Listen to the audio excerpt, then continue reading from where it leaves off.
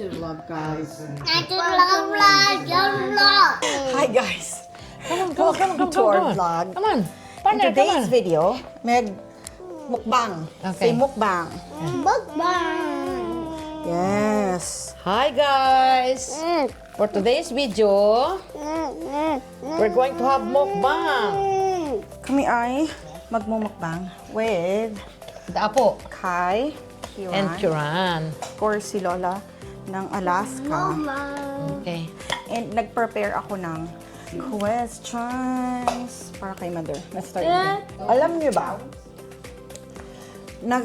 galing to ng Philippines na siya ako. Ang laki ng hipon. Punta kami sa Asian store kanina. Nakalagay, Farm raised from the Philippines. from the Philippines. From Philippines. Sabi ko, what? Tumabot dito. Crabs. Mag-umpisa na tayo. Meron akong prepare hinandang questions from the store. for Lola ng Alaska. First question natin. Ano ang pinakaunang impression mo pagdating mo dito sa Alaska? Well, tahimik ang paligid. Yun ang una kong napansin. Malamig. At malamig. Yun talaga. Kasi dumating ka dito winter. Yan. Tsaka gabi ako dumating, napansin ko ang lamig. Pagbaba ko pa lang ng airport, Ano naman ang pinaka nagustuhan mo dito? walang chismosa dito. Bawal mga kapitbahay, lahat ng tao busy. May magandang kinabukasan ng tao pag pumunta dito. Basta masipag ka, at hindi ka mamimili ng trabaho. Sa Pilipinas, kahit sa teller lang ng bangko, kailangan pa may bachelor's degree ka. Dito, kahit fresh from high school lang. Basta masipag ka. Hindi Hindi rin, may mga qualifications din. Kailangan high school graduate. Ang ganda ng paligid, lalo pag summer na. Kala mo, postcard. Oh, Kai wants to ask a question. Kai, what do you love about Philippines? I don't know if you still remember. Do you remember going there? Visiting Philippines? You do? What do you love about Philippines? You don't remember. Yeah. Here, Kai. Thank you. Hilig siya sa mangga, guys. Maganda yung nakuha ko mangga. Yeah. Hindi maasim. Massive. Kai, go ahead and... Coconut. And you love coconut too. Question number 3 naman tayo. Ano naman ang pinakaayaw mo o nahirapan kang i-adjust? Yung snow, pag snow time, kakapagod magbihis, ayaw mo lumabas. Mas gugusto mong nanatili dito sa loob ng bahay. Kaya naiinip some siya rice. minsan. Kaya minsan gusto niya na umuwi ng Pinas. Kasi nga, ang haba ng winter kasi dito sa Yeah. amin. Lumalabas pa rin naman tayo. Yeah. Pero minsan ayaw mo na lang dahil sa sobrang lamig. Or kahit malamig, kahit nakaya mo yung lamig, napapagod ka kasi ilan yung patong ng damit. Ang bigat sa katawan. So yun yung pinaka-ayaw mo, Yep. yung lamig. Yung lamig. Tsaka hindi ako makapag-garden.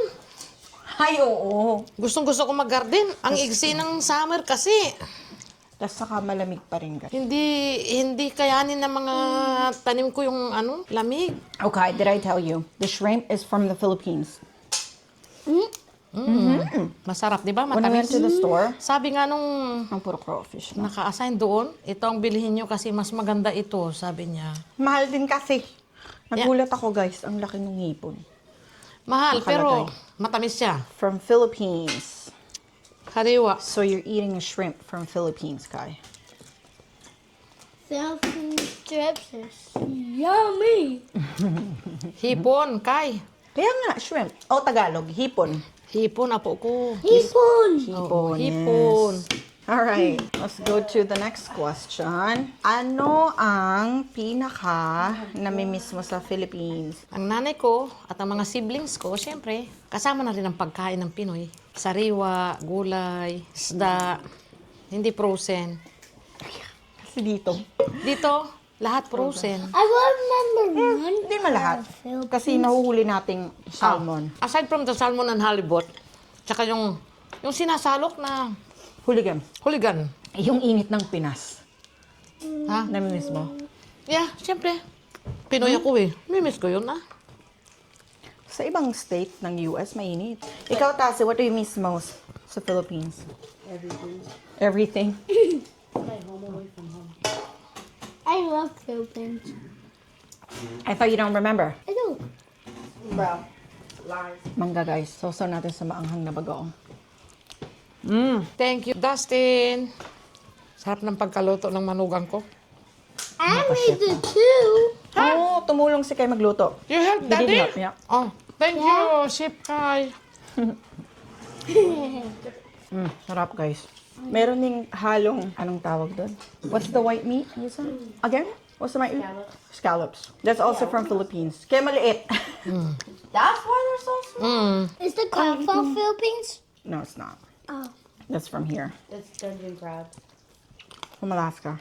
I don't think may ganyan tayo kalaking crabs sa Pinas. Ano lang, yung mud crab. Mud Yung crab? mud crab. Yeah. Yeah. What's a mud crab? Big crabs that live in the mud. No, there's may water water yan. yung pag high tide. Pero pag low tide, nasa mud sila.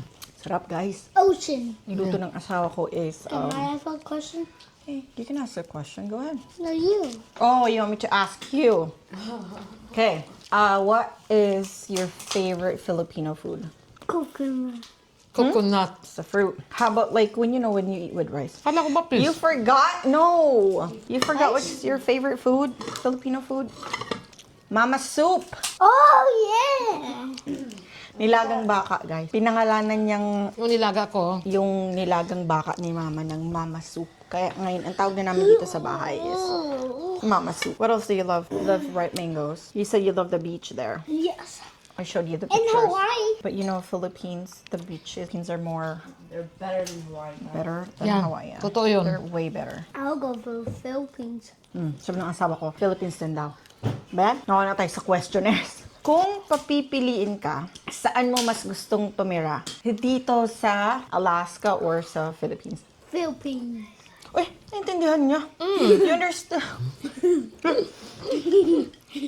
You wanna live in Philippines, guy? Why Philippines? yeah. Because it's like so warm Hindi malamig sa there. Pinas, tama lang. It's like Lalo sa may warm edad na there. kagaya ko.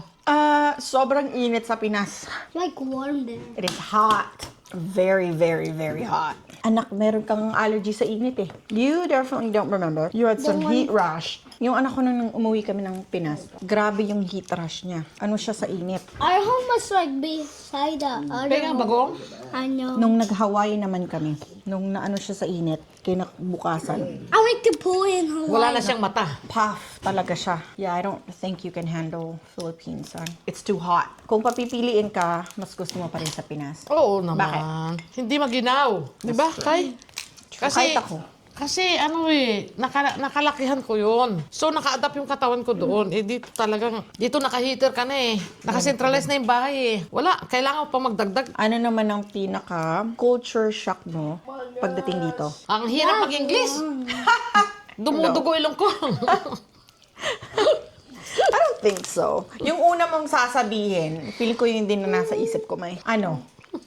Naalala ko eh, yung kapitbahay. Yeah, hindi mo kilalang kapitbahay Bakit sabi mo. hindi nyo kakilala yung mga Wala kang kapitbahay nyo? makausap. Mas gugustuhin ng taong magpahinga kaysa makipagkwentuhan. And besides, hindi mo kilala kapitbahay mo. Katira na kami sa neighborhood na to. Ang tagal na, ilang Excuse taon na. me. Meron kilala naman, nakadalaw ata din, tatlo. Kaya no, Nagsisay dyan hi. sa kabilang sides. Kahit naman dun sa ibang tinirahan din namin dati. Ay kapitbahay, ay Pinoy pala yung nakapitbahay namin. So kakilala. Pero majority, 99%. hindi katulad sa atin. I mean, pag summer, nasa labas, they will say hi. Yeah, lahat ng dadaan sa harap mo, hi lang ang pwede mong sabihin. Hi, hello, have a good day. Oh, is it his question na daw? Kailangan kasama siya sa mukbang. Cassie, do you have any questions for your brother? Hold on, I don't know if you can hear it, guys. Tanong ng anak ko. Would you move to Philippines or stay here, like right now? Philippines. Philippines. Because Alaska is like cold. But you can handle cold. You can't handle heat. O sige na, back to question. Paano ka nag-adjust sa lamig at haba ng winter dito? Make yourself busy. Para hindi mo hindi mainip. mapansin. Para hindi ka mainip. Totoo yan. Yeah. Nakaka-boring. Sa lamig naman, may araw na grabe yung ang tindi ng lamig. Mararamdaman at mararamdaman Careful, mo ha? yung Cover it. lamig talaga. Nasanay na lang din si mama. Hindi ko nararamdaman yan eh pag akit baba ako sa hagdanan. Ano ang pinakaiba na napansin mo sa ugali ng mga tao dito kumpara sa Pinas? Hanggang hi, hello lang ang tao dito. Yeah, You didn't totoo give yun. me a question. I will give you a question. We're gonna wait. Pag nadaanan kanilang nagmumo, hi, hello, have a good day. Yun lang. Yun lang ang word na maririnig mo. Sa Pinas, kahit saan ka mapunta, dahil pare-parehong lingwahe halos, madali mag-communicate. Ako, yung iba talaga ang Pinoy. We're very, like hospitable, friendly. Well, I would say majority. Hindi naman lahat ng Pinoy, hindi lahat. Pinoy na is it nandito about to sa die? Pinoy dito sa USA. It's about to Yung die. kilalang ugali yung Pinoy na hospitable, mabait. Meron at meron ding. Wala namang perfecto. Pero yun yung parang kahit saan mo tayo dalhin, May iba. madali tayong makipagkaibigan, communicate. Tsaka dito sa ibang lahi, talagang nababaitan sila sa Pinoy. Masayahin daw tayo. Kahit hirap na sa buhay, nagagawa pang umiti. Kai, do you have any questions for me? Okay, what's your Naubos question? niya yung mangga? Where will you go? Philippines or Hawaii? That's a hard question. I love Hawaii. Siguro, longer vacation, Philippines. If it's a shorter vacation, Hawaii. Because Hawaii is closer. Questions lang tayo, guys. Malapit ng malubat. Can we give them Let's see. a question? Mas masaya ba ang buhay sa Pinas kahit simple lang? Bakit? Masaya kasi nakagis na mo kasi yung tumira doon eh. Doon ka pinanganak. Masaya din dito dahil kasama ko yung pamilya ko. Pero masaya doon. Kasi, parang after work, pwede ka tumambay. Yeah. Kapagkwentuhan. Dito hindi. Kami magkakapatid, hindi kami lagi nakikita. Biro kami magkita ng mga kapatid ko. Kasi, Paano nga? Busy kayong pare-pareho. pag day off, minsan mas gusto na lang namin magpahinga. Parang sa atin, masaya yung nag-get together. Masaya din naman. Kaso, pag gusto na nila magpahinga, wala tayong magagawa. Lang pupunta ka pa tatambay. Hindi kahit naman dito di ba minsan? Yeah. Si mama gusto niya papuntahin yung mga kapatid ko. Kaso pagod sila, pagod din ako. Yeah. Sarap sana mag-bonding weekly. Kaya Pero lang gusto ko talaga. sila syempre bumibisita. Problema, pare-pare kayong pagod. Mas gugusto Kahit si yung mama. unat ang likod. Gusto niya minsan pumunta sa mga kapatid ko. Hindi ko naman siya madrive kasi pagod din. Parang weekends na lang talaga yung pahinga namin. Kahit simple yung buhay sa Pinas. Well, simple din naman ang buhay namin dito. Very, very simple. Pero sa Pinas, kahit simple yung buhay mo, kahit napagod ka na, Masaya. tumambay ka lang sandali sa gate. Cassie, how about you? Mas gusto mo yung simpleng buhay sa Pinas? Yeah, that's true. Sabi ng anak ko, there's less things to worry about when you're there. Oo nga, ano? Kaya, Daming bills dito eh. doon din naman. Yeah. Pero parang Magaan. magaan. Ito yun ah. In fairness. The life there is more simple. Yeah. Simple lang. More fun. More things to do. That's Malata mo true. kasi yung mangga, naubos ni kayo yung mangga. Ang More galing. things to do. Talaga naman. Ano ang mas masarap na pagkain? Kain ng America o Pinas? Pinas. Dito sa bahay, ginagawan tuyo ang steak. Kaya mas gugustuhin kong kanin at saging. Kanin at mangga, kahit yung mangga hindi masarap. Si mama minsan, pag ayaw niya ng ulam, talagang mag-ano na lang yan. Sardinas. Saging. Sardinas, saging. Bagoong. Pag-oong. Sawang-sawa na siya sa pagkain ng US. Hindi ko pagpapalit Ayaw ang pagkain ng Pinas. Tazi, what do you love the foods? Philippines? Oh, yung panganay ko. Philippines din daw. What's your favorite food? All of it. All Pati of it. kanin. Oh, mahilig siya sa Kakanin. kakanin, ihaw-ihaw. Street food. Mahilig siya. Oh yeah, street foods. Naparami ng kain. Dami kong kinain kanin. Kaya konti lang. Wala, hindi ko napansin. Nagdadaldal ako eh. Hindi namin nakain Ayun ang ni mama ginamit ko. lahat. Hindi ko kaya. Dami. Mahina nang kumain si mother.